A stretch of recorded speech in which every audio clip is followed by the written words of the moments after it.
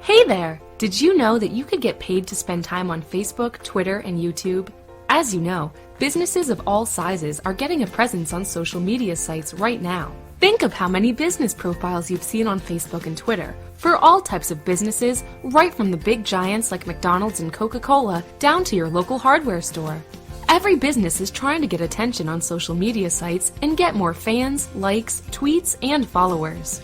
All of this takes time, knowledge, and persistence, which many business owners are short on because they're busy with the day-to-day running of their businesses. So they're outsourcing all of this work on the social media sites such as Facebook and Twitter to other people. To people just like you. They're paying people just like you as much as $25 to $35 per hour to do simple tasks such as posting Facebook status updates, uploading videos to YouTube, tweeting special offers and promotions, commenting and liking YouTube videos, and many more easy social media jobs. You don't need any previous experience, just a knowledge of how to use social media sites such as Facebook, Twitter, and YouTube, and a few spare hours each week.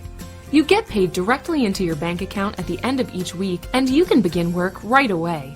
We have employers currently hiring people from all over the world for jobs just like these right now. It just takes a couple of minutes. Try it now.